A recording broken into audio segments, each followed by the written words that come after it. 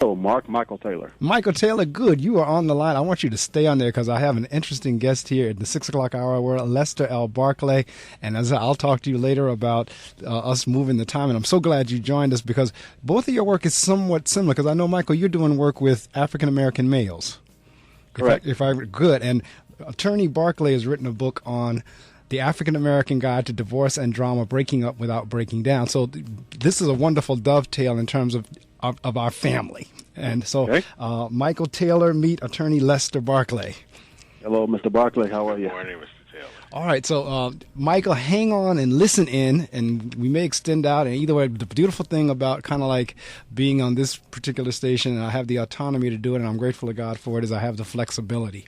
And so that works for me whenever things don't go as they're supposed to go. But sometimes God has a way of doing things a different way, and it works out for the best. And I have a feeling this morning is one of those. So going back to that, Michael, so glad you joined us. I'm going to get you introduced shortly. But Attorney Barclay, going back to that, what we were just talking about in terms of that, talk a little bit about, because we were going down that road. If we have to go down that road, how do we do this amicably, if there is such a thing as an amicable divorce? And there is, because I know some folks that have done it. Is it an issue where when both parties come to the conclusion, you know what, this just is not working? Is it different when that happens versus one says, I'm out, and the other had no idea what was going on or felt like the game was changed on them? Well, I think that what I would argue is that one should take care of their emotional issues before they start their legal ones. And let me give you an example of that. It's not uncommon to see someone who has a PhD or master's degree out keying a car or breaking windows out. And you're wondering, right. my God, this is a medical doctor. You know, what is she doing? Well, when your heart has been broken, it's been broken, and the pain that you feel. They often say that going through a divorce, is akin next to the greater emotional trigger to this is losing a loved one through death. I agree. That I agree with. I really do. And then I've heard some people say, well, death, kind of, that it's going to be fatal. It's going to be an end to it. But sometimes divorces drag on, and you see the pain that occurs, and years and years and years go by, and children are impacted, and then you see the impact and effect on children. So all kinds of issues that come into play here. And now we're dealing in our community with other issues that are very, very complicated. For instance, with the large number of black males who are incarcerated, what does that mean? That's akin to a divorce. And, he's got 8 years. What is she supposed to do? Is she supposed to sit there and wait for him? What about, her sexual needs and desires, and how do we deal with that? And what about his? And does she give him the freedom to act out in prison as he chooses, and then comes back out and becomes a man again? I mean, these are very complex issues, and now we're seeing the high rate of incarceration of African-American women as well. We're dealing now with more complex issues where brothers on the down low, and what does that mean, and how do we address these kinds of issues in the context of marriage in our community? You're so right. And Michael, this is where kind of like, because you're working with the teenage boys. And this issue that I'm talking about with Attorney Barclay impacts them as well. And this the whole issue of the breakdown of the family unit by divorce one way or the other, or either, as we were talking earlier prior to you joining us, baby mama drama, my baby daddy, my baby mama, so forth and so on. So this impacts what you're doing in terms of the young men that you're working with as well. Well, actually, most of my work is not with young men. I deal specifically with men in the 25 through 50 age group. Okay, so then even more relevant then. Yes. So I just caught a little bit of what you guys were talking about, but I think he's really hit something important, which is from a male perspective, especially when you start talking about divorce and relationships in general, the challenge we have as men of color, I think, is the whole idea of masculinity in and of itself, and how as men we have been conditioned not to feel And so what that does is it disconnects us from really being able to connect emotionally with the people we're in relationship with. So the foundation of the majority of issues in our community, I believe, actually start with our inability to deal with our emotions. And and again, you just heard Attorney Barkley say in terms before we even get to the legal piece, deal with the emotion piece. So the two of you Absolutely. are right on point. Yes. Yes. How often do we see African American men who have been beat up and beat down through this process? And what I see is a man will basically say, I'm tired of fighting with you. I'm walking out of here. And I will see a white lawyer, for instance, who will get mom a nice hefty amount of child support, Correct, nice amount for maintenance, and the brother walks away and he feels abandoned. He feels like he's been violated, going through this process because this white lawyer who wasn't sensitive or culturally competent saw her have him emasculated, and as a result of that, he says, "You know what? You can take all that stuff, but not only am I divorcing you, I'm divorcing the children too." That's crazy from the standpoint of, because those of us who are trying to send the opposite message of, no, you as my children, I'm not divorcing you, that's a hard sell a lot of time, because if the children have been poisoned from the opposite direction of, yes, if your father left or your mother left, they are divorcing you, that's all, because exactly what you just described, again, back perceptionally, is what people see and feel. And if one can use that to manipulate, and if it's one of those bitter ones, that's one of the things that's used to turn the children. Well, that's why you need culturally competent lawyers. That doesn't mean the lawyer has to be black, but the lawyer has to understand your family structure. The lawyer has to understand what it means to get all these material things. But the one thing that he can't get for you, or she can't get for you, is for your soon-to-be ex-husband to have a relationship with his children. And can both of you hang out for a little bit? Michael, and as well as Attorney Barkley, can both of you hang out? Because now this has turned into a whole different, like a little forum, and I'm loving it. But I will be sensitive of everyone's time. If anyone needs to drop off, and I know, Michael, we're going to start our interview, but right now is now turned into a whole nother powerful type of thing, of a dialogue here of what's going on in the African American community, particularly with males and particularly with the breakdown of the family. And Michael, in Lester's book, in Attorney Barkley's book, he's trying to show that if we do have to get to that road, there are ways to do it without tearing everybody apart. And that's the premise of his book, Divorce Drama, Breaking Up Without Breaking Down. But it's 7 o'clock here, and there's a couple of things I need to do. I just need to give folks the weather, let them know that they're listening to 88.7 FM and Brave New Radio, gobrave.org. I'm going to do that, share the weather and everything with you, and then we'll talk for a few more minutes as a group. And then Attorney Barkley, I'll let you get back. Both of you are in the Central Time Zone, so it's it's an hour or so behind on your ends. But it's just, again, it's turned into a very powerful discussion that I think the listening audience, matter of fact, I know they're appreciating. If they're not, I know I am, just sitting here behind the mic listening to the both of you. And certainly for the last hour, speaking with Attorney Barkley and having gone through the process of divorce, just chatting about this and looking at things in hindsight and knowing what I've experienced real time. So, all right, if you hang up for a couple of minutes, let me let the folks know what's going on with the weather, and then we shall be right back with our chat.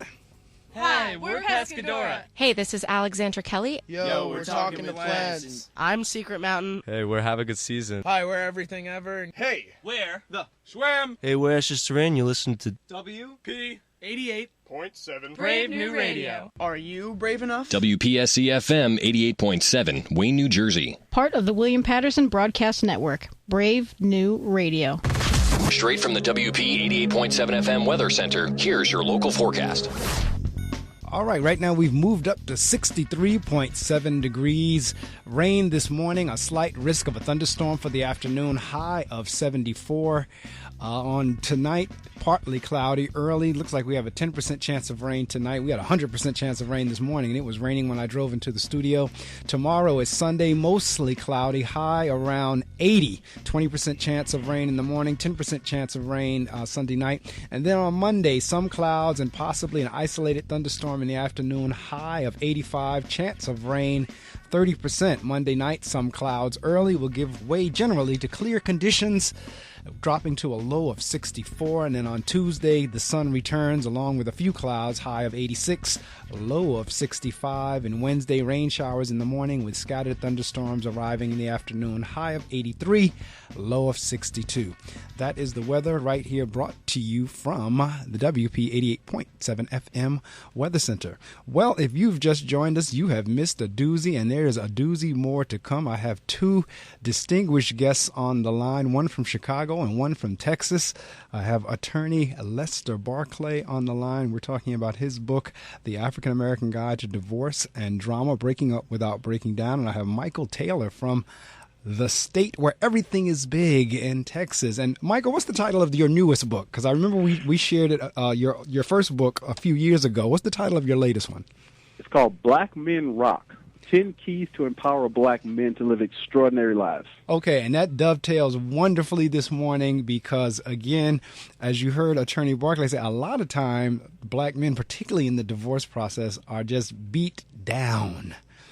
Right. And so now I'm getting both sides of the spectrum. As a matter of fact, if we do what Michael is talking about Black Men Rock, some of these divorces may not occur because a lot of times the divorce happens because, as you heard Attorney Barclay say, even in the marriage, the man is castrated or the man is beat down to the point where he says, you know what, I'm out. So maybe if we got to the point where people understood that black men rock or so forth, they may not be as apt to leave. Well, let me throw this out, Mark. Let me give you a flip side to divorce.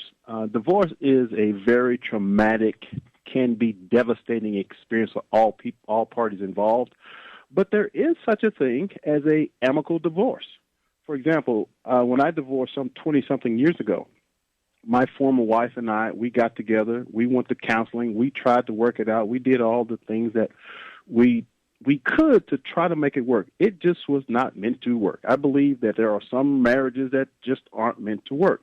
And so what we did was we sat down and we decided that first and foremost, we were not going to be at each other's throats. We decided that we were not going to allow attorneys to divide us and simply use their knowledge, if you will, to separate us to make more money. And so while we sat at the table and made this decision that it was going to be an amicable divorce, doesn't mean it wasn't painful. It's just that we decided that we were going to make sure that our children came out of it as unscarred as possible. And so I have to say that I am truly grateful and feel truly blessed that my former wife and I were able to do that. And as a result, we've raised three wonderful, healthy, emotionally, spiritually, psychological children who are now 28, 30, and 33. So the good news is that divorces can be amicable, even though they may be painful. So, Attorney Barclay, is that where you're headed towards in your book in terms of, because, I mean, that would be the ideal situation. I could not agree with Michael more. That would be the ideal situation. And, you know, one has to look and see their backgrounds as two adults, parents, a married couple that, you know, decided that we're going to go our separate ways. Because we're not seeing that from the cases that we see day in and day out. And my colleagues around the country are not seeing that. Well, and I talked about it during the first hour, we're not even seeing people get married anymore. Right. Just think of how many weddings you've been invited to in the last 3 years versus how many people have just had children. Right. And again, we were talking earlier about the children, and as an educator, I've actually seen where children whose parents were divorced or separated, where the kid would get themselves in trouble intentionally with the hopes that that was going to bring mom and dad back to the school with them. Like, in other words, mom and dad would have to come in because of whatever the trouble the child was in, because that was an opportunity for mom and dad to be together. And that I've experienced. Yes. And so I want to throw this out, because the reason that I wrote Black Men Rock is because we see all the challenges out there. And I do relationship coaching. I do workshops and seminars based on relationships. And what I'm learning is that from a black male perspective, we don't have a resource that gives us information on how to navigate through the emotional and psychological and spiritual challenges that we deal with on a daily basis. For the most part, we were raised that if we had a problem, we go to church and we pray about it. Right. Well, at the same time, if we aren't willing to look at the deeper emotional and psychological issues that are driving our behaviors, we can never change. And so, therefore, what I'm creating is a resource that gives men the opportunity to really speak openly about some of these issues, like divorce, like, depression, like the negative things that we deal with on a daily basis. And it really boils down to our willingness to embrace and look at our own emotional makeup. And that's really challenging because we live in a culture, a masculine culture, that says for men, it's not okay for us to be in touch with how we feel. And it's interesting that you would say that because, again, in the first hour when I was speaking with Attorney Barclay, we were talking about this even from the standpoint of African-American male, but in the African-American culture in general. We're reluctant to go to these various resources, one, if they're there. But secondly, if they are there, such as therapists, so forth, we, like you said, we go to church and we pray about it. That's about the extent of it. Right. Well, often so, what we will do is we will get our counseling and our therapy at the barbershop. Right. Because, it's a masculine place. It's a place where, men express themselves freely. Men who even don't go to church, who will come and frequent the barbershop and will tell you, how they feel about this sports figure or this particular team or whatever. But that's where we get our therapy, because a brother will say, well, man, if I was in your position, I wouldn't take that. This is how I would handle it. But we won't go to that PhD. We won't go to that person who has a master's degree who's trained to assist us and navigate through these troubled waters. We won't do that. Michael, have you found that same experience? Sure. And part of the problem is when you look at it from a male perspective, as mentioned, my work really deals more with masculinity in general, not just black men. But in our community, what I found, I know that when I first started writing, there was a lot of resistance when I wrote my first book called Brothers, Are You Listening? Right. A Success Guide for the New Millennium, and I was challenging black men to engage in personal growth and development. And when I say personal growth and development, that's really about looking at the interiority inside of us, our emotions, our psychology, things like that. And the resistance was I was accused of not being black because I was talking about these issues. I was accused of trying to be white, of adopting white psychology, and it really surprised me that there was so much resistance in the black community for having this dialogue. Now, as I look some 20 years later, with Black Men Rock and some of the other work that I'm doing, I see a new opening where black men are now becoming more open to having these conversations. And one of the things that's driving that is this whole idea or this whole advancement of women. For example, for the first time in this country, there are more women in the workforce than men. There are more women graduating from college than men. And this isn't just black. This is just men and women in general. In general, gender-wise, yes. Yes, and so what's happening is I believe there's this major shift going on, and that shift is for men to start having these conversations because the roles of masculinity are changing so rapidly. And so what we have to be willing to do is come to the table and to begin opening up about the real emotional and psychological issues that we deal with. And that's what Black Men Rock is doing. All right. Well, I tell you what, I'm on your site, Coach Michael Taylor. I'm actually looking for your bio to introduce you, but maybe I'll let you go ahead and introduce yourself in terms of because I wanted to read the bio, but and I'm on your site, and I went to the About Us, but you know what? Since you're here, I'm going to let you introduce yourself. And actually, this, like I said, for me is a very powerful discussion because they intertwine. Sure. And you know, Attorney Barclay was saying earlier, his book actually addresses the African-American community because there is not a book that addresses the issues that deal with divorce in African-American communities, again, back as a resource. And I know exactly what you said. You were dealing with black men in your first book, and now kind of widened it to all men in general, masculinity. But the two go hand in hand. They really do. And that's why I'm so excited to have both of you gentlemen on the air with me this morning. So I tell you, this is what I'm going to do. I'm going to share some of this information with you. Attorney Barclay, I'm going to give you the opportunity to let everybody know how they can get a copy of the African American Guide to Divorce and Drama, Breaking Up Without Breaking Down. And then, Michael, I'll give you the opportunity to introduce yourself. And then, Attorney Barclay, I'll give you the option. You can stay on, or if you need to back out, I understand. I do need to exit. But I do want to say a couple of things. And first, Michael, I'm going to track down your book, Black Men Rock, because I think that it sounds like a great resource tool to share with some of the brothers that I deal with every day, to basically point them in the direction of resources that can basically help them when they're going through their struggles. But you can get our book by going to you can look my name up, Lester Barclay, Attorney Lester Barclay, or you can go to the African American Guide to Divorce and Drama. Our website is divorceanddrama.com. Our book is available at Barnes & Noble. You can get it there. But the bottom line is, also last month we were featured in Ebony Magazine, a 3-page interview there in the magazine, in the July issuance of Ebony. But the bottom line is, we want to encourage people, if you're on the borderline thinking about a divorce, if you've just recently gone through one, or if you're still dealing with some of the pain from divorce, you need this book. If you're thinking about getting married and you want to avoid divorce, you probably need this book as well. And it's a great resource for premarital counseling, things that you want to avoid if you want to have a successful marriage. And, again, I applaud you, and in terms of the listening audience, I truly encourage, because there are just some books you need to have on your library shelf as reference tools. Just like we have reference tools for finances. For those of you who are into mechanics, you may have reference tools in terms of engines and car maintenance and lawnmower maintenance. And those of you who are into whatever, this is one of those books that we need to have on the shelf as a reference tool.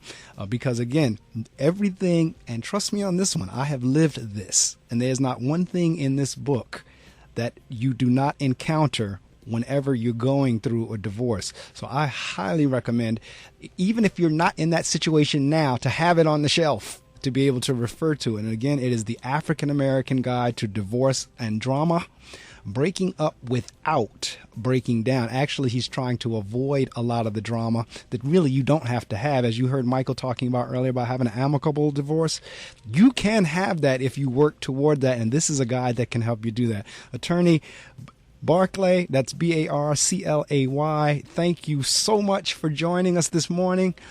And I wish you nothing but the best. I will be in touch via email. As I said, the show is recorded, and I will get a copy of the MP3 link to you that you can share with any which way you choose. Thank you so much, Mark, and good luck to you, Michael. All right. And also, Attorney Barclay, thank Chris for putting us together. I will do so. Thank you so much. Thank you. Thank you. You too.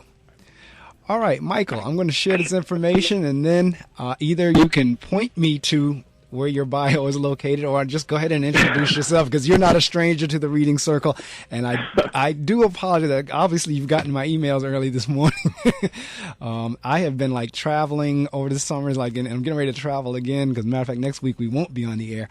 And it's just been one of those crazy things. I've been doing the scheduling. I just did some of the scheduling over the last week while I was off, and for some reason, today showed up as a vacancy. And so whenever I scheduled Attorney Barclay, I put him into the schedule, and then it popped back up that you were on as well. I said, okay, you know what? Sometimes guests, they don't, a lot of times if we hadn't contacted, they've forgotten about it as well, or either it wasn't booked or whatever. So when I saw your email early this morning, I said, oh, my goodness. And this, I was okay, this is very simple. And it really has worked out. We go into what we call the reading circle doubleheader. Right. Everything happens for a reason. Well, this is true. I truly believe that, and I'm really glad that I caught your guest who was prior to me, because I'm always looking for resources to support men in dealing with the issues that I talk about. Right. And so his book, I'm sure I would like to add to the collection that I'm sharing, and also I'll probably contact him to be on my radio show. Yeah, because I mean, it is well, you know, like you said, 20 some years ago, you went through the process, and yours was amicable. I don't know why that word gets me such trouble, but amicable, and mine was, I want to say it was quasi-amicable. It could have been better, a lot better, but it could have been a whole heck of a lot worse too. Right. So I'm kind of like maybe midpoint. I mean, it could have been I've heard some like real horror stories. Mine didn't get to that level, but it wasn't amicable either. So if we can get to that point where folks, you know, sit down at the table and are adult-like and just say just exactly what you said, you know what, this just isn't working. Maybe this just was not meant to be, and be done with it. And like you said, raise the kids in a fashion that they still know both of you are their parents, so forth and so on. But I'll tell you what, go ahead and you know, welcome back to the Reading Circle, first of all. It's been a couple years. Yes. Thank you. Tell the listening audience a little bit about yourself, because I'm looking at on your site, it says, how does a man overcome being a high school dropout, bankruptcy, foreclosure, and depression and end up living an extraordinary life? Let me teach you how I did it. So, I mean, I'll give you that intro, and then you could tell anything else you want to add to it. Great. Well, as mentioned, I'm Coach Michael Taylor, and I'm an author, entrepreneur, motivational speaker, radio and TV show host who I like to consider myself an irrepressible optimist with a passion for the impossible. All right now. And so my purpose in life is to empower men to live extraordinary lives. And so I've been writing and speaking about men's issues for more than 20 years. And as I mentioned a little earlier, I believe the most important conversation we can have right now is the whole idea around masculinity and what it means to be a man. And so what I do is I host seminars and webinars and a radio show and a television show designed specifically to let men see that there are new and better ways of being a man. I believe that a lot of the old masculine paradigm is no longer working, and it's time for us to change that paradigm. And so with my work, I simply give men new tools that support them in living extraordinary lives. All right. Well, I tell you what, let me share this information with the listening audience, and we're going to continue on with our chat. And I, too, believe everything happens for a reason, and I believe this one was divinely coordinated as well. And so I'm going to share this information again, as always, and I'm going to do this while the information is being shared.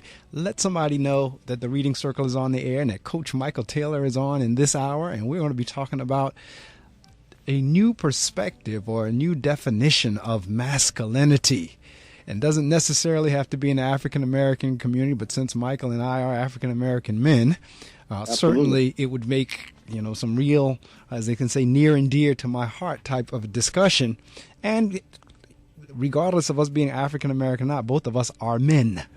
And I want to talk a little bit about this man thing whenever we come back a little bit in terms of even how we're perceived in the media, how we're perceived even in television ads and magazine ads and so forth and so on. So let somebody know that Coach Michael Taylor is on the air with me, that we are still on. The Good News and Song will begin 8 or roughly thereafter. But this was a Reading Circle double header. We had attorney Lester L. Barclay in the 6 o'clock hour. I have Michael Taylor in the 7 o'clock hour. Let somebody know that they need to hear what we are saying. Take a look under your bed. Find stuff under there? What about jobs? No? Now try your basement. There's a pair of overalls that overall you're not so into anymore. A perfectly good laptop that hasn't seen your lap in months. And even more stuff. But still no jobs? Well, you really have both. See, stuff is defined as household articles considered as a group. Sometimes this stuff is no longer needed. Wait, no longer needed? That can't be right. Because remember those jobs you were looking for? Those are really needed. And they're the stuff inside your stuff. Even inside that winter coat that moved with you to Phoenix. Our job is to unlock those jobs. And it starts when you donate your stuff to your local Goodwill. Here's how we do it. When you donate to Goodwill, we sell your stuff to provide job training for people right here in your community. So just by teaming up with Goodwill, you help create jobs. And isn't that worth parting with the leftover keytar from your 80s cover band? Goodwill. Donate stuff, create jobs. Find your nearest donation center at goodwill.org. A message from Goodwill and the Ad Council. Hey, parents of children with asthma, here's another hit from the Breathe Easies. Don't smoke in the house. Don't smoke in the house. Don't smoke around the kids in the house. Don't smoke in the car. Don't smoke in the house. Don't break my heart with your secondhand smoke in the kids' tree. Preventing asthma attacks can be as simple as making your home and car smoke-free zones. For more Breathe Easy tips to help stop asthma attacks, go to noattacks.org, brought to you by the EPA and the Ad Council. You're listening to The Reading Circle with Marc Medley on Brave New Radio.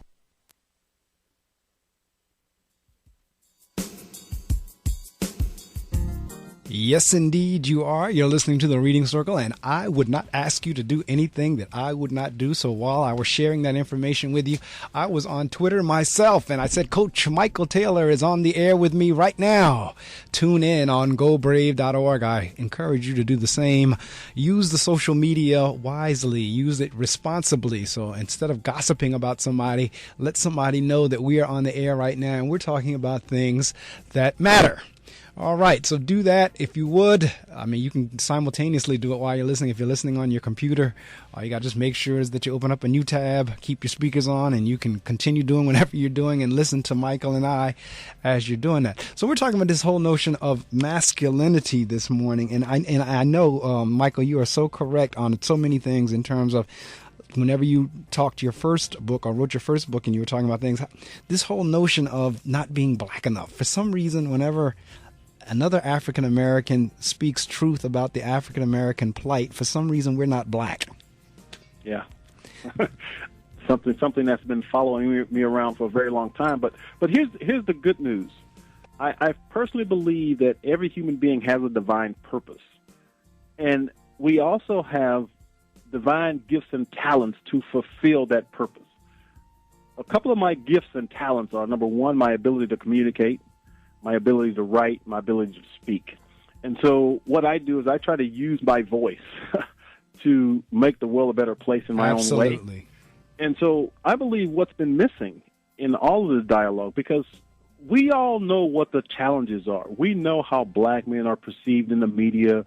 We hear all the statistics, all the negative statistics, and we know the reality also of an unfair justice system, and we know all of those things. So my question is, how can we, especially as men of color, how can we come together and create resources that provide solutions to the challenges that we face? Well, it is my belief and contention that the way to do that is through education. And education, when I say education, what I mean is personal education, getting to know who we really are. And so my work is about challenging individuals to look deep within themselves to access the answers to the questions that they have about their lives. See, because we buy into the media and we look at all the things outside of us and we think that the cars, the house, the wives, the women, and all of that is what really makes us happy. But look at how many of us accomplish these things, but yet we're absolutely miserable. So the question is, how do we get to a place where we're truly happy with our lives? And that's an internal process. And so that's what I try to do. I try to guide men to an internal process that helps them come to the understanding of who they really are. And in doing so, what that does, it allows them to create great relationships, dynamic health, financial abundance, all the things that are available to us if we're willing to do the inner work to get there. You're absolutely right. And whenever, prior to us sharing the information, I was talking about the media, I was talking in terms, particularly in terms of a lot of times, have you ever noticed, and this is not even just African American, this is men in general. You ever notice in many commercials how men are always made to look like they're stupid, or either men are always made to look like the fool? Absolutely. I mean, and we're taught that in the last time I was on your show, actually, I had written a book called A New Conversation with Men. And, in that book, I talk about the 5 illusions of manhood. And so when you look at our media and how men are portrayed, what it does is it creates what I call 5 illusions of manhood, which real quickly I'll share them. Number 1, the first illusion is that to be a man, you must be non-emotional and disconnected. Number 2, the illusion is to be a man, you must use sexual conquest as a gauge for manhood. Number 3, to be a man, you must have money and material possessions. Number 4, to be a man, you must have titles, positions, and power. And number 5, to be a man, you must constantly compete with and try to outdo other men. Now, those illusions transcend ethnicity, but from our perspective, when you look at all the negative images that you see about us in the media, too many times we buy into those illusions and we wonder why we are so unhappy. And Absolutely. most of it is, and the reason is most of the time we have bought into the media-driven illusions of what it means to be a man. You're absolutely right in terms of and that's why I asked the question, because a lot of times, and again, maybe because my antenna is kind of up to these type of things, being in the media and being in education and being an African-American male and being a male, so maybe my antenna is up to that. But I notice how in many of the ads, dad is made to look stupid. The male in the commercial is made to look stupid, regardless of whatever the product is. They're always kind of like the butt of many jokes. And the key to it, though, is what you just said, that either consciously or subconsciously, many of us buy into that. Right. And, unfortunately, when you look at predominant culture, and from a black male perspective, let's just look at the perception of the quote-unquote rapper personality. And so what the rapper personality says, that all black men, we objectify women, all we want to do is get high, have bling, drive fancy cars, when in reality, as black men, we are just as emotional, as sensitive, as caring, as nurturing as any other group of men. So the question we have to ask ourselves, especially as black men, is, are we willing to learn how to move past the negative stereotypes and create extraordinary lives? Because it's available to us if we're willing to make the investment in ourselves. Yes, indeed. Now, and that's the next question in terms of, because you're out there doing it. How do you, because sometimes as just talking and listening to it, it would seem like that would be a simple sell. How do we get that out there? How do we help people understand? Yes, it is doable. Yes, we can do. Yes. Well, again, that's why I write and speak, because I believe the first step to change is dialogue. And what we're doing right now is an introduction. It's a way to bring awareness to the possibility that something can be different in our lives. And I will have to say this. It is probably the most difficult journey that we'll ever take, because I'm talking about an inner journey where in reality our society convinces us that it's an exterior thing, for example. That's correct. With all the external things. And so the inner... Hello? Uh-oh, did we lose it? Michael? Yes. Oh, yeah. Okay. I thought we lost you there for a minute because you were at the inner. You're absolutely right. And it's so funny because I was doing some coursework.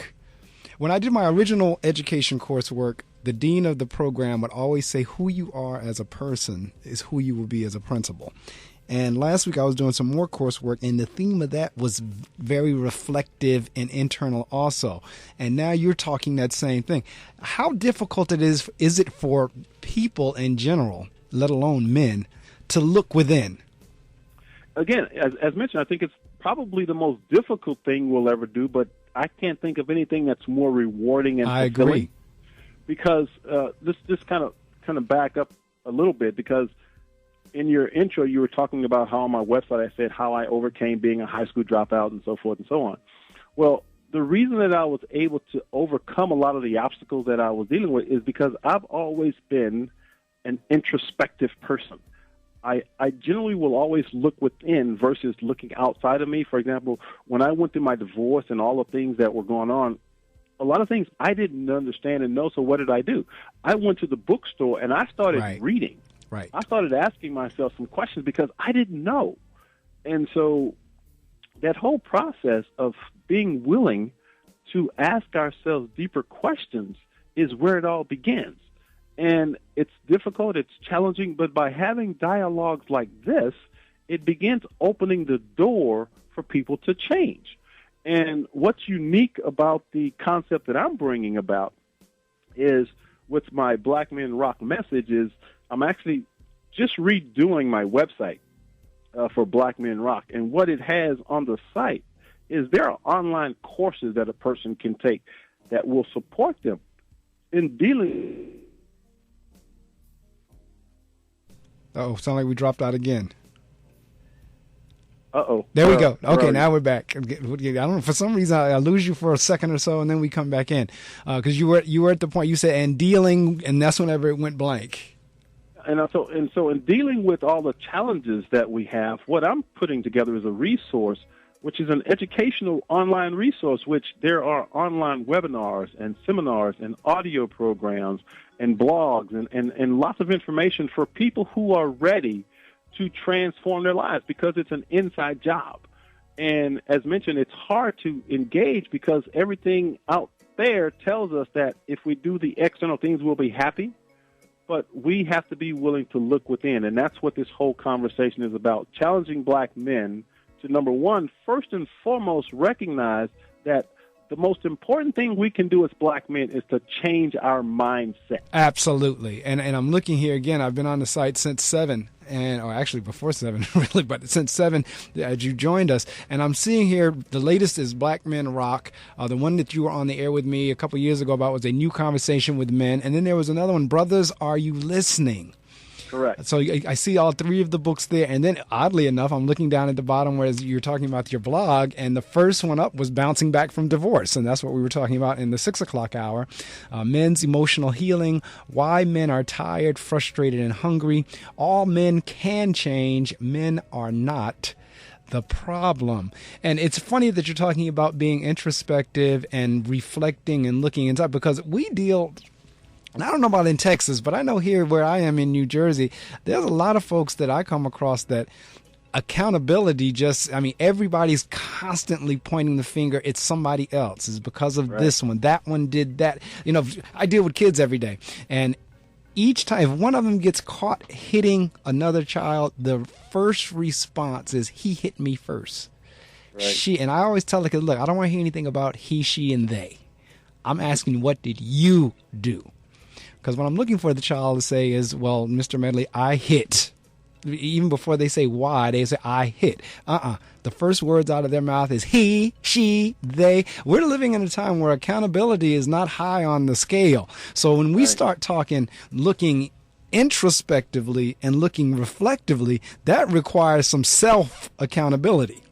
Yes, and that's the key to transformation.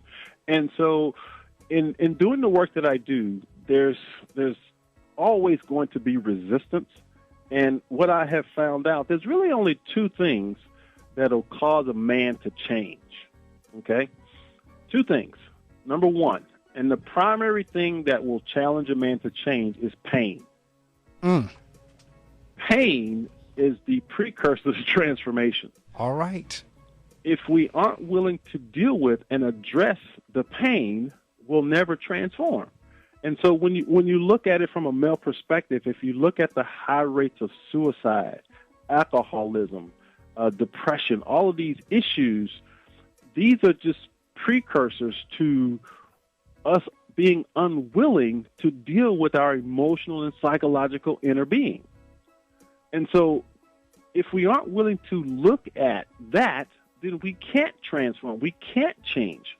And so, again, as mentioned, the first thing that causes a man to change is pain. The second thing is there's a lot of us that may be, quote unquote, successful, but then there's a part of us that just feels like something's not right. And I call it divine discontent. And divine discontent is just that feeling inside that something's just off. Right. And I was married for 6 years, and, I was living the so-called American dream. I had the house, the wife, the 2.5 kids, and all of that. But if I'm completely honest with myself, there was a part of me that knew that something was off. I didn't know what it was. I didn't know how to describe it or to explain it. But when I finally went through my divorce, which was the pain, right, it challenged me to look within to see what that divine discontent was. And it was a learning journey. It was an amazing experience. The first thing that I did that really helped change my life, and I definitely recommend men recognize that we have such a negative stigma about men asking for help. Correct. And so the first thing that I was able to do was simply one day decide that I needed help. And I decided that I would go to therapy. And that's when my life really changed. I simply got courageous enough to say I needed help. And it's funny you should say, because my pastor was saying the same thing the other night. He said it last Sunday and the other night as well, that even he goes to see a therapist because, and he was saying the exact same thing, that we need to be able to reach out, and because it's not a bad thing. Because he was saying, even as a pastor of a church, they need to have somebody that they can talk, because they have to take on this heavy load of listening to everybody else's problem. Right. So now they, in turn, have therapists as well. They have an opportunity to go talk with and share with. But you're right in terms of this whole thing of, particularly in the African American community, of men not wanting to ask for or go to doctors. Now, there's some reasons with the doctor thing. I understand this various experiments and so forth and so on historically. But at the same time, you're absolutely correct in terms of us being able to reach out. In the 6 o'clock hour, I dedicated the show to a young man. Actually, when I leave the studio, I'm going to his funeral. 40 years old, Michael, literally dropped dead from a heart attack. Dropped dead. I talked to his wife. His wife is actually my vice principal of the school that I serve in. And she was telling us how that particular day they were sitting at the kitchen table, had a normal conversation. He left out to go pick up their daughter. And while he was waiting there in the car for the daughter to come out, had the heart attack and died right there in the car. And when the girl came out, she found him in the car slumped over the steering wheel. But it was just kind of like listening to the story was surreal. Now, I don't know, they knew he had a heart problem, so forth and so on. So I don't know if he had been going to the doctor or if he'd been hurting and not saying anything. But where I'm going with this is, in many cases, because I watched my father go through that as well, because we don't go to the doctors, because we don't ask for help, because we don't let somebody know when we're in pain or hurting, we find ourselves in these predicaments. Right. And see, and that's the sad part about it, because unfortunately, black males lead the nation in most health-related illnesses and death. Correct. And so what we have to be willing to do is to move past this whole idea that as black men, we can't ask for help. And so, the good news is that when men get enough and honest enough to start sharing some of these ideas, it helps men change, because the sad part is, most of the things are preventable. Correct. Most of the health challenges are preventable.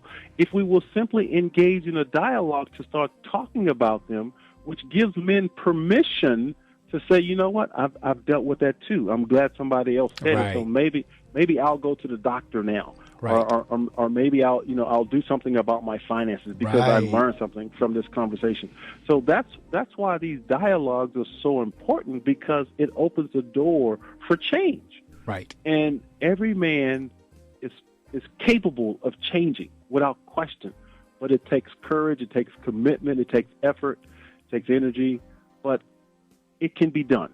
I'm living proof of it. And the funny thing is, most of the time when we start talking about asking for help, we usually talk about the health arena, whether it be mental or whether it be physical.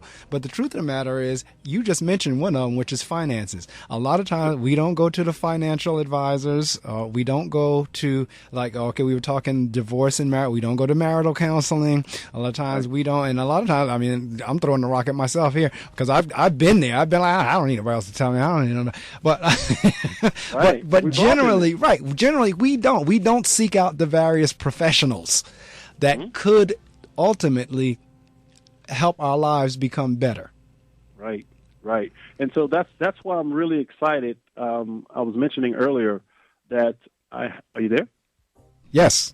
Oh, okay. I thought you broke. Yeah. No, we're here. I was mentioning earlier that next Friday I'm launching my new website, blackmenrock.net, and it's going to have resources for everything we just talked about. I've got financial experts. I've got relationship experts. And we're having roundtable discussions with audio and video. So it's going to be a powerful resource for men who are really ready to transform and change their lives. Because despite all the negative things we see in our media, I happen to be an optimist. I mean, I'm an optimist. And I don't buy into the negative media in terms of not just black men, but the world in general. I agree. But what I believe is happening, Mark, is that, men, especially black men, are now waking up. That's the way I like to look at it. We're waking up to something new and better and different. And it's change, and people are terrified of change. People are afraid of change, but this is true. but change is a good thing. Yeah, it is. And so what I'm encouraging men to do is to get out of their little comfort zones and say, you know what? It is possible for me to live an extraordinary life. Because here's something that really amazes me. If you turn on the television in terms of relationships and black men, again, the media images say that we aren't capable of creating loving, caring, monogamous relationships. Correct. We promote this idea that all black men want to do is just sleep around and not really create intimacy and connection. Well, let's see, I beg to differ. We are no different than any other group of men. Correct. We're capable of creating relationships and marriages that really work. I'm a living testament to that. Been happily married for the past 12 years, and I absolutely love being married. Correct. And so people have this idea that we don't want to get married. Well, right. And it's true and it's funny because this is why I know these things are divinely coordinated. Because, again, I always reference conversations that my pastors had with us either in Bible study or during regular church services. And one of the things he was talking about on Wednesday night was one of the things he loved about the Cosby Show was the fact, if you remember that show, they always either opened or closed with Claire and Cliff in the bedroom in their pajamas. It was nothing perverted. It was nothing. I mean, you kind of got the overtone. But he was saying how Bill was trying to show exactly what you just described. Black, healthy love. You know, and what's really amazing about the Cosby Show, remember when it first came out, how the black community said that it was not realistic? I do.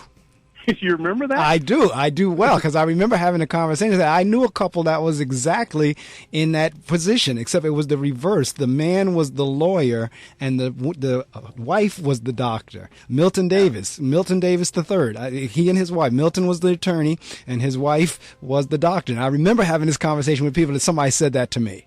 Yeah, and so the point is that we have been creating these types of scenarios, if you will, these family units for a long time. It's just that the media doesn't showcase us in these types of relationships. They just want to show all the baby mama drama and all the negative stuff out there. But the question we as black men have to ask ourselves is, are we willing to do the emotional work that will allow us to create those types of relationships, those types of partnerships, those types of spiritual partnerships? Because it takes effort, but it's available to us.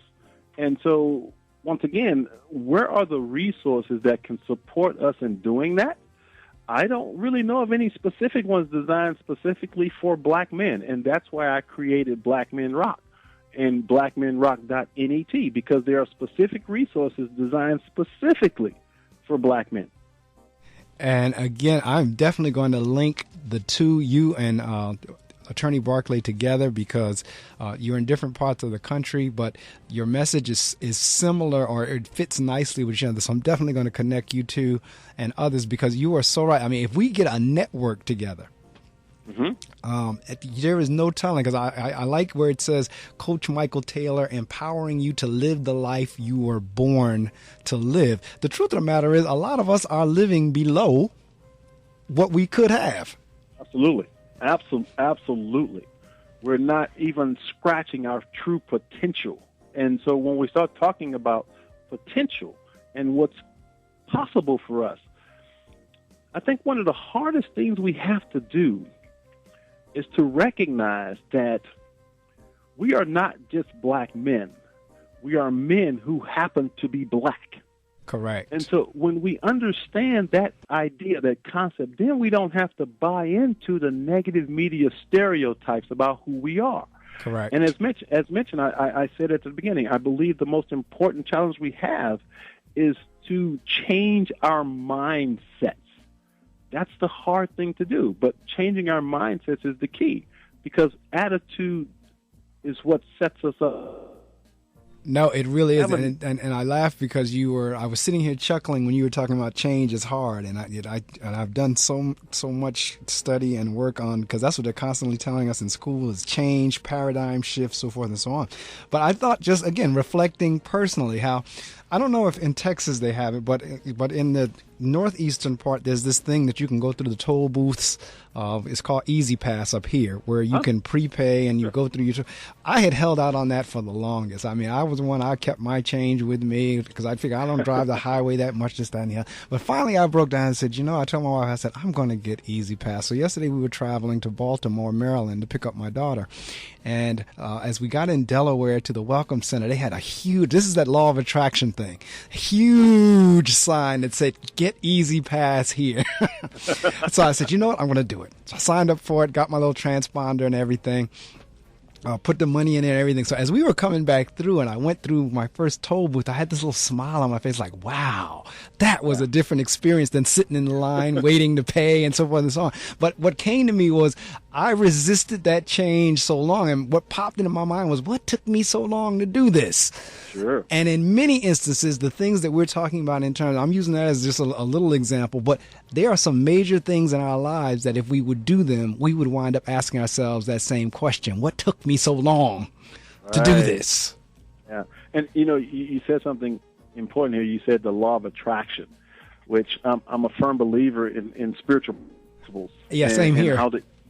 And how the universe works, and without getting religious or dogmatic about it, I think it's important that in the book, the second chapter, I talk about, because I struggled with religion for a long time, and the second chapter of the book, the first chapter is called "Know Thyself."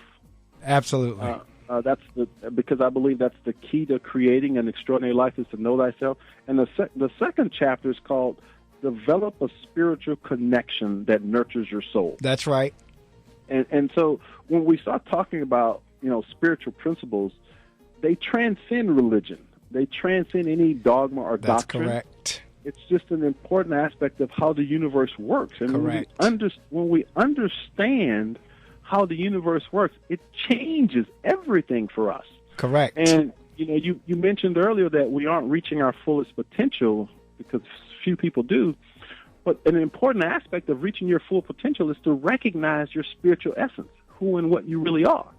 Because when you do that, your life takes on a whole new meaning. Well, it really does. Because again, I'm introspective as well. I mean, I know I look a lot of what's going on around me, but I do internalize. And what came to mind, again, was this whole law of attraction thing was once I said, and I told her, I said, I am going to get Easy Pass. All of a sudden, that Easy Pass sign appeared. Yep. And it's no joke. When I say this sign was billboard size, at the Delaware Welcome Center, there's a burgundy and white billboard size sign that says "Get Easy Pass here." I had not seen that before.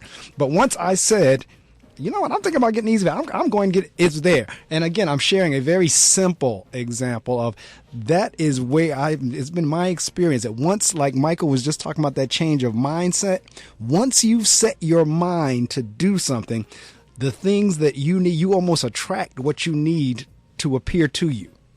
Sure, and what happens is as we become aware of what I call the little clues that God sends us, because even when I was in my darkest period, when I was in depression and losing everything, there was this little voice in me that kept saying, "You're going to be okay." And little things just started happening. For example, I stayed up late one night and I saw this commercial on depression. And as I watched this commercial, I recognized that I had all the symptoms, but I didn't know exactly how to connect the dots. But the day after I saw that commercial on depression, I'm walking through a grocery store and I accidentally bump into this lady with my cart. And I apologize. I said, I'm really sorry. I'm really sorry. Well, it turns out, and I don't even remember how we got on the conversation, but it turns out that she was a therapist. All right. Okay. I know. I know how that works. And I asked her a question. I said, I apologize for asking this somewhat personal question. I said, but if you're a therapist, I said, how do you know if you're depressed? And here's a lady. I don't know this lady from Adam. I just bumped into her with my cart. turns out she's a therapist. So I asked her about, and she says, Michael, if you think you're depressed, you probably are. And she says, here's my card. If you want to talk about it, give me a call. Now, do you think that was an accident? No. No, that's how it works. That's how the system is set up. Right. God is always sending us clues right. to guide us to where we really need to be. Most of us just aren't tuned in. Correct. Are aware of them. And so one of the things that I talk about in the book is about finding your purpose. And finding your purpose, when you really start pursuing it, you start receiving these what we call serendipitous clues that will guide you to your highest good. Now, it is so true. I'm going to share some information with you, but I am enjoying. Now, I don't know. I'm going to give you the same option because I know, we're scheduled to end at 8 my time, 7 your, but we can go over, and the conversation is good. And so it's been that way all morning. So I'm going to leave the option up to you. But if you can hang out beyond 8 o'clock, I'm inviting you to. You're more than welcome to. Because again, like we've been saying, and I'm constantly saying, like you're right. I don't think there's anything that happens by accident. And the fact that there was a mix-up this morning in scheduling, it may look like on one perception that it is an accident, but on the other one, that's why I didn't panic this morning whenever I saw the email. I said, okay, we'll make this work, and I didn't realize just how good it was going to work. But then again, go ahead. I'm available. Oh, good. Okay, so hang out for a minute. I'm going to share this information. We'll talk a couple more minutes, and then at 8 o'clock, I'll give the weather and do all that again. And then, we'll continue to talk. Because, again, this is something in terms of folks looking within, that renewing of the mind, as the Bible can say, that changing of mindsets. Because, as men, I'm going to go out there on the limb to say, as men begin to change their mindsets, the family will change mindsets, which means the community will change mindsets, which means your cities will change mindsets, your states will change mindsets, your countries will change mindsets, will ultimately impact the world changing a mindset. Exactly. So that's how important this is. So for those of you in the listening audience, please let somebody know that we're continuing on with this conversation, because it could be the difference between, because again, Michael, in Texas, I don't know about you, but I'm in an urban area in New Jersey, and in terms of the violence and the shootings and everything, it has run rampant. I'm still living in the city that I was born in a little over 50 years ago, and I have never seen it the way that it is now. And a lot of that goes back to exactly what you just said in terms of the changing of the mindset. It does not have to be this way. So I'm going to share this information, and we're going to continue talking. Let somebody know that Coach Michael Taylor is on the air with me on an extended version of The Reading Circle. Hi, my name is Stan Myers, and I'm here at FM 88.7. I do a jazz show called Just a Mood. And if you like the music, anything from Louis to Lester Bowie, I'm your man. That's Sunday afternoons, 3 to 6. Looking to hear from you, okay? Brave New Radio. We're braver than taking an 8 a.m. class on a Saturday. We're braver than getting a tattoo of Justin Bieber's face on your face. We're braver than hang gliding in a lightning storm. So tune in to WP 88.7 Brave New Radio. Are you brave enough? Listen to Brave New Radio on your smartphone with TuneIn Radio. Yes, we are in an extended version of the Reading Circle. I tell you what, I'm going to go ahead because it is about 8 o'clock. We're at about 7:58, 7:59, somewhere in there on East Coast time. So I'm going to roll us right on into the 8 o'clock hour, which is the Martha and Friends hour. But since it is an extended version of the Reading Circle, we're going to continue on. I love the flexibility and the autonomy to be able to do this. That's why we're Brave New Radio. So we're going to go ahead and I'm going to get the weather and everything out of the way. And then we're going to continue on with the conversation I'm having with Coach Michael Taylor. And when I say Coach Michael, we're not necessarily talking, because many people hear coach and they think athletics. We're talking life coach here. Am I correct?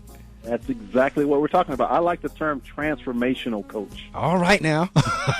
I agree. I could not agree with you more. Because, see, in terms of, like you were talking about being the optimist, I'm that way, too. I'm kind of like that eternal optimist.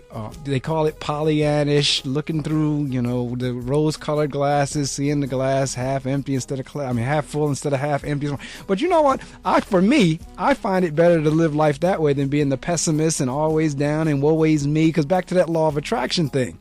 Right. You get what you put out there. So if you're pessimistic, it's like this never-ending cycle. Yep. So I'm going to go ahead and share this, and then we're going to continue on our way. Great. Hi, we're Pescadora. Hey, this is Alexandra Kelly. Yo, we're talking to plants. I'm Secret Mountain. Hey, we're Have a Good Season. Hi, we're Everything Ever. Hey, we're the Swim. Hey, we're Ashes Terrain. You listen to WP 88.7 Brave New Radio. Are you brave enough? WPSC FM 88.7, Wayne, New Jersey. Part of the William Patterson Broadcast Network. Brave New Radio. Straight from the WP 88.7 FM Weather Center, here's your local forecast. All right, right now 63.1 degrees. It was rainy this morning. We had a 100% chance of precipitation. I don't know what it's doing right now, but there was a slight risk of a thunderstorm for the afternoon, high near 75. As I look out the window, it looked like it's still rainy, but I know we're moving to partly cloudy tonight, from a 100% chance of rain to 10% chance of rain this evening, a low of 63. Sunday, mostly cloudy skies, high of 81, partly cloudy, low moving to 64 tonight, partly cloudy. Then tomorrow, Sunday, mostly cloudy skies, 81, 64 Sunday night. Monday, scattered clouds with the possibility of an isolated thunderstorm developing during the afternoon, high near 85. Monday night, 20% chance of rain. Some clouds early will give way to generally clear conditions overnight, low of 65. Tuesday, except for a few afternoon clouds, mainly sunny, high of 87, dropping to a low of 66. And then rounding out the forecast on Wednesday, rain showers in the morning with scattered thunderstorms arriving in the afternoon, high of 84, a low of 63. That is the weather. We are in the Martha and Friends Hour, but we're extending the reading circle on because the conversation is that important and the conversation is that good. So we are going to continue with that. And I have on the air with me transformational coach Michael Taylor. And we're just talking about this whole notion of masculinity. We're talking about what it's like to be an African-American male, or the perceptions of it. And unfortunately, too many of us buying into the perception of it. So Michael has written his latest book called Black Men Rock. So what kind of, I know we were talking about perception, but what drove you to title the book Black Men Rock? Well, as mentioned, I've been doing men's work for about 20 years.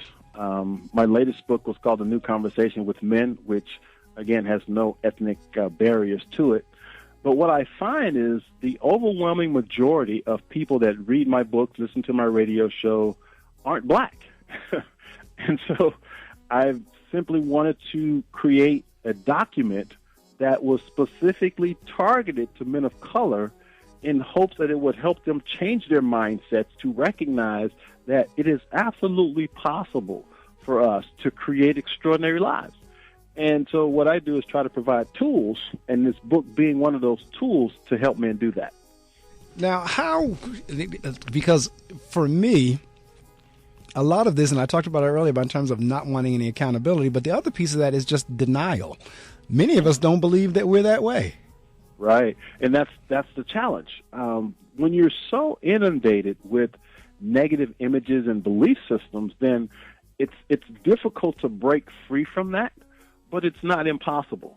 And so my life is a living testament that it is possible. It will definitely take some effort. It will take some energy. But most importantly, it simply takes awareness and willingness. And so in having this conversation and challenging men to see themselves a little differently, it gives them hope.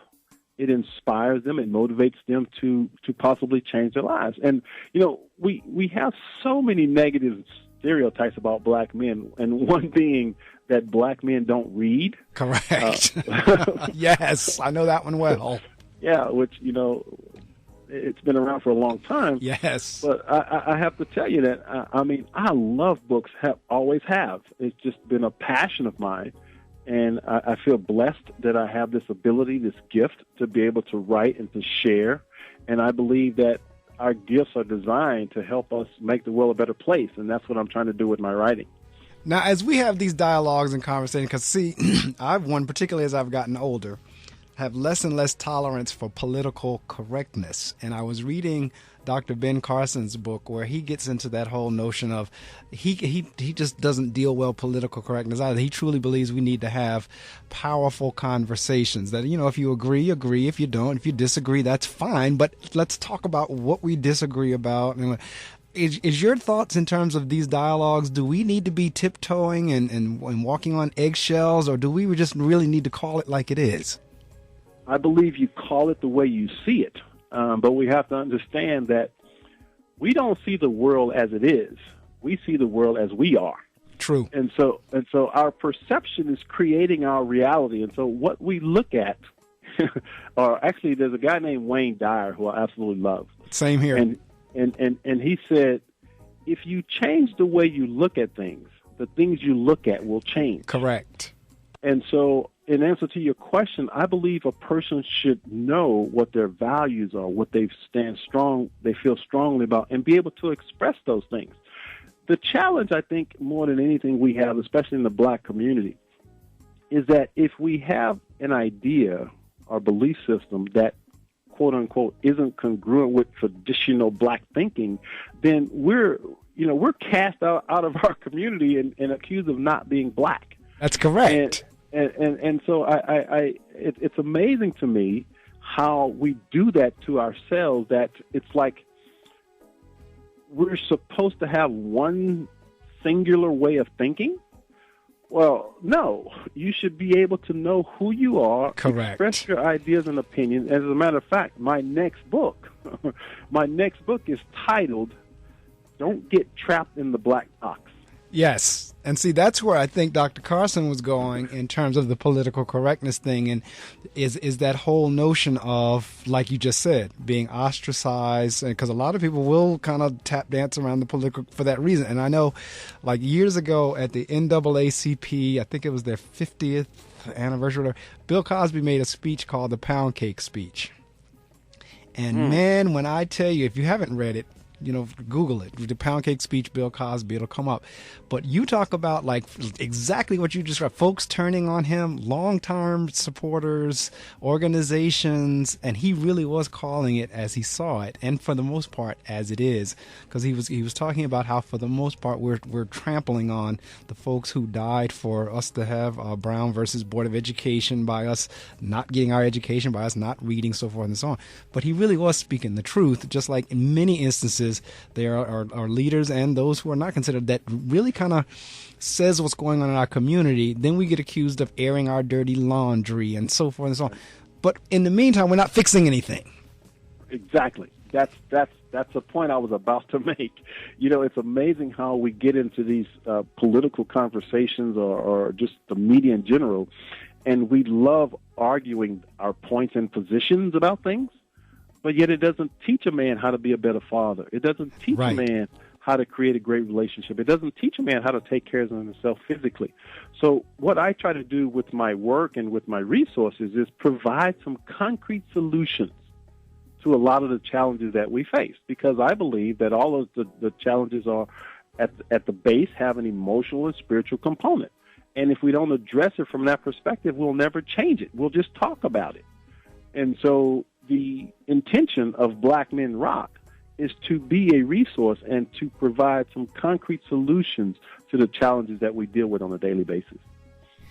Now, what forms is that available in downloadable or ebook or any? Or how would somebody get a copy of any of your work for that matter? But most recently, Black Men Rock, is that something that you can download on your Kindle or your Nook or what have you? And of course, I see the hardcovers here. I mean, the hard copy and the soft copy. Yeah, it's available in all digital formats, so you can get it on Amazon, Barnes and Noble, any of the formats. Now, if you like, what I'd like to do for your audience, if they're really interested and they want to get a download copy, I'd be glad to offer them a 50% discount. They can get it at half price. Okay, all right. on my website. All they have to do is go to my. Actually, if they'll go to CoachMichaelTaylor.com right now, because Black Men Rock won't be launched until Friday. Right. But if they go to CoachMichaelTaylor.com right now, and they go to the store, if they want to buy the ebook or the paperback version, they can get it at half price. All they have to do is when they put it in the shopping cart, right? There's a coupon code called Medley based on your last name. Okay, all right. So just type in Medley in the coupon code, and you'll get either the digital copy or the paperback at half price. Okay, so for those of you in the listening audience, if you just heard what Michael said, he's offering you the fact that you heard it here on the show, and the fact that you decided that you wanted to order because you heard it here on the show, he's offering you half off. All you have to do is put in my last name in the coupon code, and you're getting 50% off of the price of the book. So MEDLEY, if you put that in the coupon code, Black Men Rock. And does that apply to A New Conversation with Men and Brothers, Are You Listening as well? Does not. It does not apply to those two, but it does for the latest one, Black Men Rock. Okay, well, I thank you for the listeners for that, and I know I'm going to download my copy whenever it's available as well. I mean, a stupid question, but if I go in and put in the coupon code, would it apply to me as well? Well, actually, in the initial email that I sent you, it's in there. Copy. Yeah, you sent me the pre-copy, right? The e-copy. Yes. Mm-hmm. So I'm joking as we go on, but for the listening audience, by all means, because again, this is, oh man, like I said, I am it's funny, Michael, and you probably experienced the same thing on the TV show, on your radio show, but when I leave here on Saturday mornings, I am so inspired between the people that I speak with, and then normally I follow up with gospel music whenever I'm not doing extended versions of the show, but I leave here so inspired from talking to you all and having the dialogues that we're talking about, because that's how we grow. Exactly. And that's why for those that do take the time to rise early on a Saturday morning, or if they catch it in whenever I release it, either in a YouTube version or either a Dropbox version or MP3 version, take the time to listen to the conversations, because they are powerful conversations and we learn and grow from them. But we were talking about this notion of, and it's funny because I know you say you're seeing a shift as you now share this type of information from folks saying, well, that's not a black thing, or you're not black, or they're beginning to see that there are issues. Well, again, I as mentioned, I'm an optimist, and I personally believe in human evolution. And what I mean by that is I think every generation expands and evolves and has deeper understandings of human nature. And so what I see is that more and more people are now asking themselves deeper and deeper questions. Correct. Especially from a black male perspective. I think as black men, we're tired. We're just tired. And so the question is, so what are we going to do about being tired? Well, we've got to change internally. Right.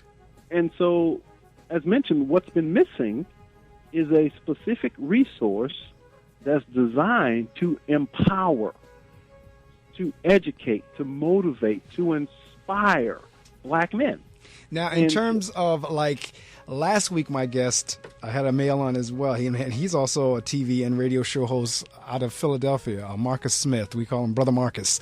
That's what he's known as. I don't know if you're on LinkedIn, you may have seen Brother Marcus on there. But his story kind of sort of is similar from what I'm seeing here on the big print on your website. How powerful is it that you're transparent? Because that's kind of like the same question I asked him last week. How powerful is it that you're transparent about being a dropout or going through bankruptcy, foreclosure, depression, divorce, so forth and so on? Have you had folks say, wow, you know what, if it could happen for you, it can happen for me? Or do they look at it and go, well, you know what, you just lucked out? What has been your experience as you share your story? No, what it does for the most part is inspire people and let them know what's possible. And the response that I get is because a lot of people want to use certain, I'll use the word excuses for failure. I know that's right. That's exactly the word. That's exactly the word. So what I do is I remove a lot of excuses when people say, I can't do this because I'm this, I'm that, I'm the other.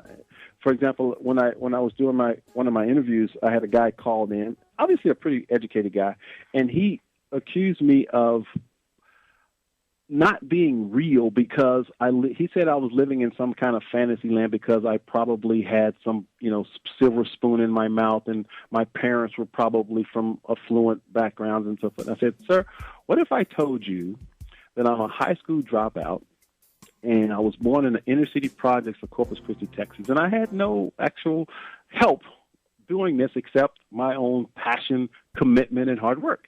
And he just went silent. And so the point is, as we keep saying that everything happens for a reason. Right.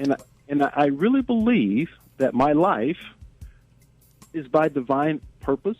And the fact that I don't have a college degree, I don't have any credentials, actually gives my message more credibility. Right.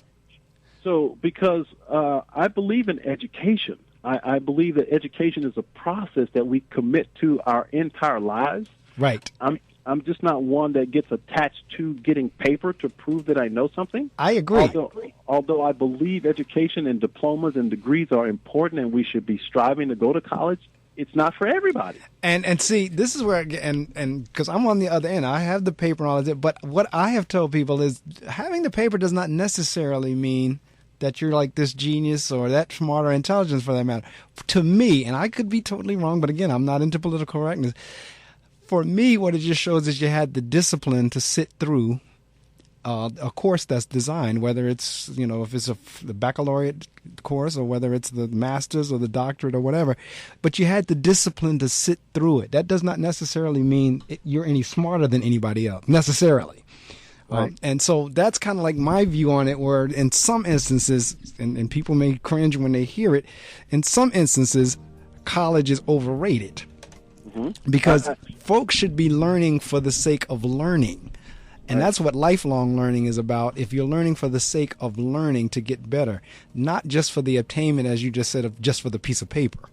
Well, Albert Einstein said something that really, really resonated with me, and he said, education is the training of the mind to think, not the memorization of facts. Yes.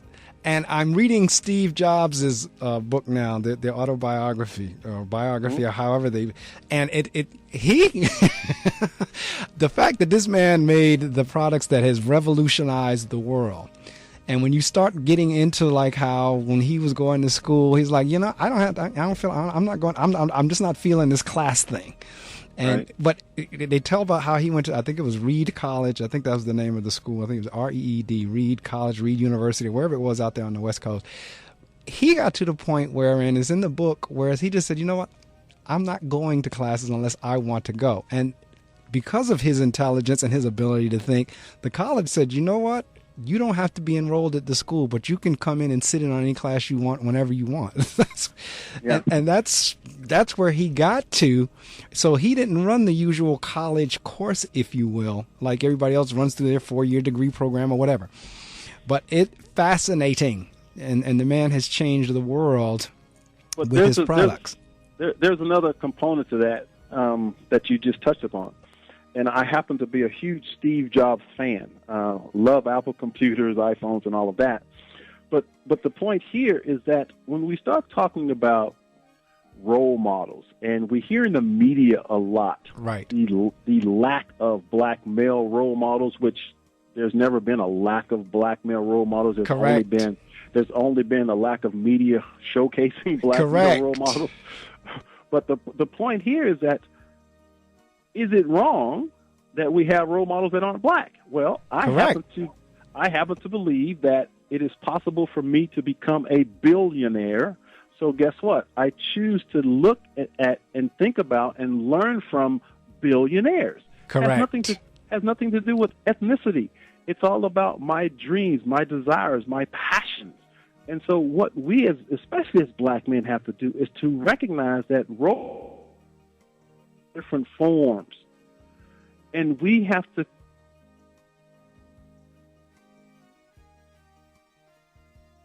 somewhere we dropped out again there. You said role, we dropped out at the word forms.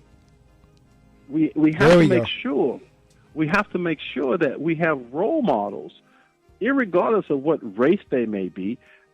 they're stories that inspire us to look within ourselves, to follow our dreams. That's what a true role model does. Doesn't matter what color he is. Correct. And so it's important that, again, it comes back to mindset. Here's one of the reasons why I'm quote unquote successful is something my grandfather told me when I was 10 years old. Okay? 10 years old, my grandfather, who had, I think, a fifth grade education, but he was probably the smartest man that I've ever known. I mean, just absolutely brilliant, and would take the time to really talk to me. And even though I was only 10 years old, he would explain things to me in a way that I could really understand. And this is what he said. Right. He said, if you want to be successful, there's only one thing you have to know how to do. And now you got to remember, this is back in the 60s. Okay? Absolutely. So this is exactly what he said. He says, Michael, you have to learn to think like the white man. And he says, hear what I'm saying. He says, I'm not asking you to try to be something that you're not. Right. He says, but you have to think like the man who has what you want. Right. And he says, right now, the white man's got all the money. Right. So guess what? You've got to learn how to think like he does. And he says the way you do that is you read the stories about how he made his money. That's correct. That's correct.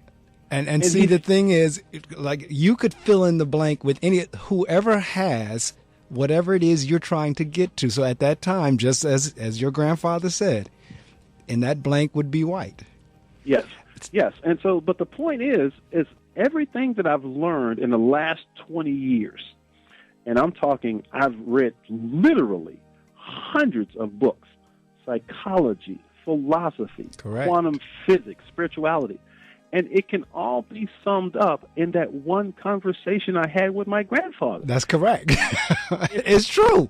It says how you think. He says you have to train your mind to think like the people who have what you want. And so, in summary, what I learned, and this is something that science is now. We went out again. You there? Hold on. We dropped off at scientists. I don't know what's going on with the airwaves, but we dropped off at the word scientists. No, so my point here is that what my grandfather taught me was that, it's how you think that changes everything. And so all of the work, all of the lessons that I learned from him in that one simple statement. And so what quantum physics and science are now actually quantifying is the fact that your thoughts create your reality. Correct. That's why we were talking about that law of attraction thing earlier. I'm a firm believer in that. And I really am, because I've seen it work both ways. That's why it was almost like, that's why I said this morning whenever the email came through, I said, okay, I'm not going to allow this. We're going to work this to our advantage. Now, if I went in there like, oh my God, and panicked, this, that, and the other, believe me, the morning would not have flowed the way it flowed. Yeah. There has been times when I've gotten here to the studio, because in order for me to get in, because I'm the first show of the day, I have to have the campus police let me in, security police let me in. And there's been times whenever things are just not working well and not flowing, where they'll be tied up on another job and they can't let me in, and the show starts late and everything cascades down from there. And I was determined. I said, this morning I will not be thrown off. We're going to work this to our advantage. And I was hoping you would call, and you did, because if I didn't see the phone light up at 7, I knew we were going to be on for another date. And when I saw the light come on, and then once we started talking, but you're so right. And I'm one of those type of people. I love the behind the scenes. I know what you see up on stage, but the biographies and the autobiographies and everything give you the opportunity to see what really went on behind that decision. Right. And your grandfather was right on point. That's the only way you get to where you want to be, is to figure out and to think like the people who are there. Right. And for those who, may kind of be skeptical about the law of attraction or whatever, but every religion in some form says the same thing. Yes, it does. I don't care what belief system you follow, it says, as a man thinketh in his heart, so shall he be. That's right. Okay, so that whole idea is based on what now I believe is scientific fact, that thoughts create reality. Yes, absolutely. Well, we're getting near the end. I'm going to share this information with you here. And again, I have been enlightened and inspired just from speaking with you as well as speaking with Lester earlier. And again, this is, for me, this is how I continue. You know, because in the Bible it says iron sharpens iron.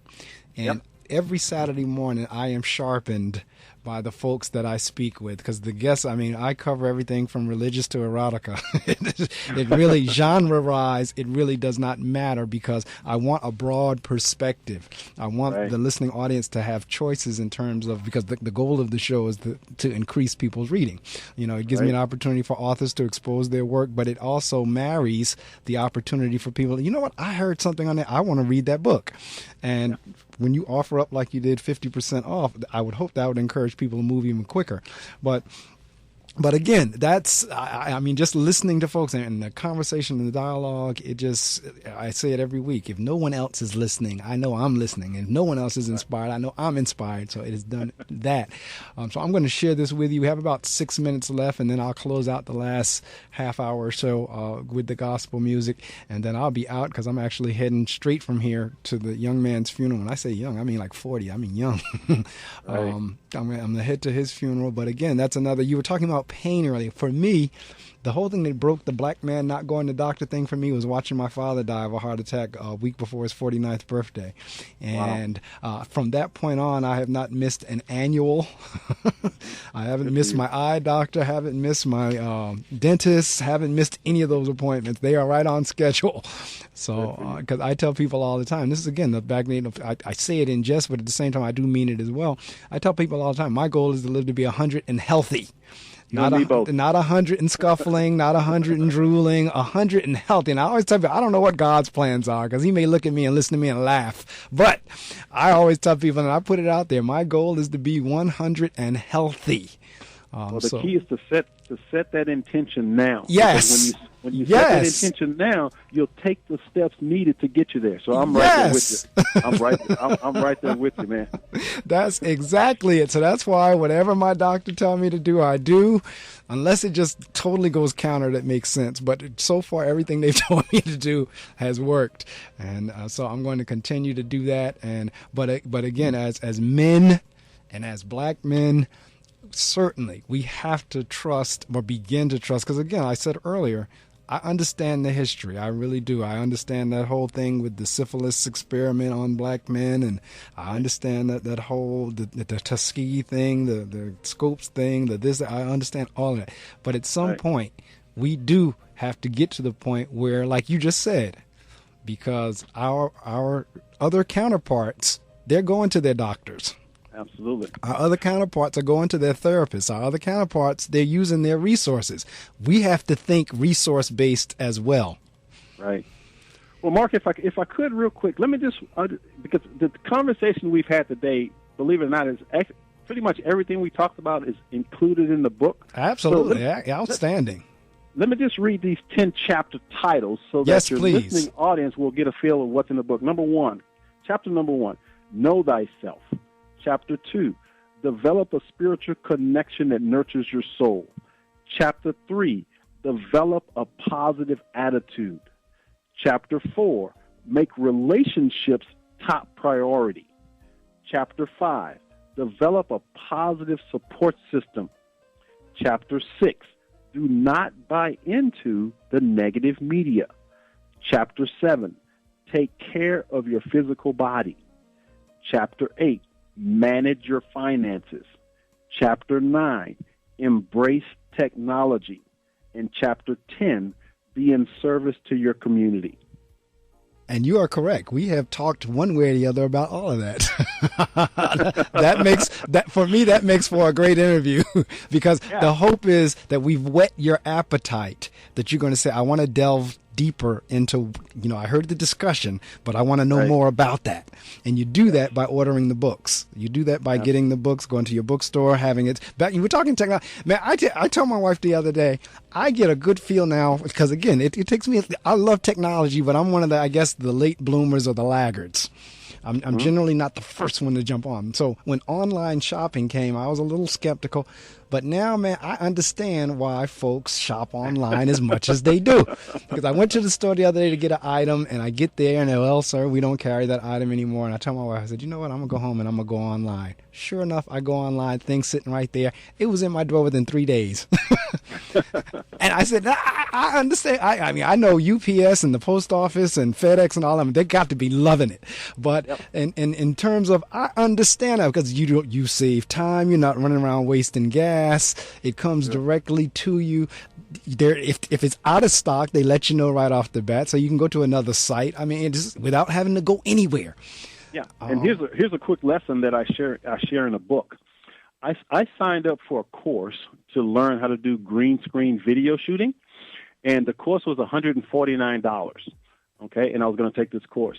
Well, I went on YouTube, and that's right. I went on YouTube. 2 15-year-old kids taught me how to do green screen technology in 3 minutes. That's right. And it cost me absolutely nothing. It's true.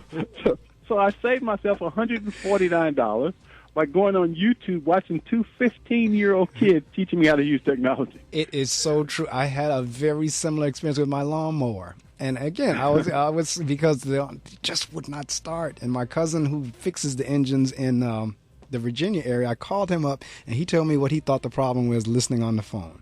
And sure enough, I went to YouTube, did the same thing, and I put in keyworded what thought the problem was, and it showed me how to break down the carburetor and then everything. Did it, the lawnmower fired right up.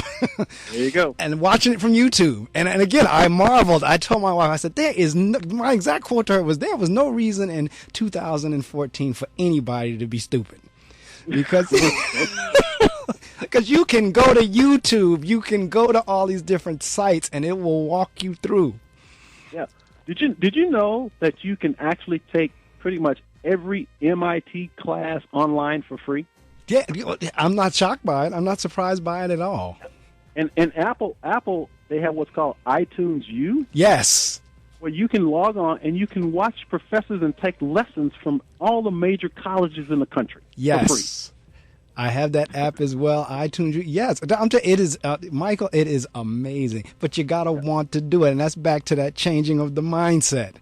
Exactly. You've got to take the steps to do it, and if listening to us this morning encourages you to take the steps, then it's been well worth the time we've spent talking, because they're there. They're there. Yep. It's all good, man. It's all good. It really is. So I'll tell you what, as we close out this segment, Michael, I'm going to give the mic to you for a couple more minutes to promote. You can say anything as you know, except for the cost. but everything else in terms of websites, how they can get it with release dates, existing material, go for it. Shoot for the moon. Let everybody know how they can get everything that you have. Well, the simplest way to find me is at CoachMichaelTaylor.com. That's my primary website. But I also, as mentioned, have blackmenrock.net, which I'm really excited about, and is actually launching on Friday. And it is going to have an amazing amount of resources if you're really committed to changing your life, to transforming your life, to gaining the tools to live an extraordinary life. I highly recommend that you bookmark that site, blackmenrock.net. It's going to be powerful. All right. Well, that brings us down to the end. I'm going to share all the information I need to share. Barry, I guess, is on his way. He's up at 9 o'clock, and then I will be out of here to hit the road. But, Michael, I have so enjoyed speaking with you this morning, as well as Lester in the earlier hour. Again, this was not by accident that we wound up double booking, because it worked. And it's one thing to double book and the subjects are total opposite ends. But the double book and the subjects be so tied or connected. It all happens for a reason. It sure does, and I'm glad it did happen. And I thank you so much for accommodating me in terms of the hour shift. But sure. it worked to our benefit, and we will be in touch. And I saw your comment on the way by, you too. If I can figure out how to do that, because I looked at it when I first put it together, and I wanted to do just that. And so in some way, I guess you can caption it or something in terms of putting the names on the slideshow. Right. So if I can figure out how to do it, I will certainly make that change. Sure. All right. All right, my friend. Thanks. Same to you, man. Have a great day, and I'll get you a copy of the interviews as well. They've been recorded. It'll be an MP3 link. Got it. All right. Appreciate it. Take care. Take care. You do the same.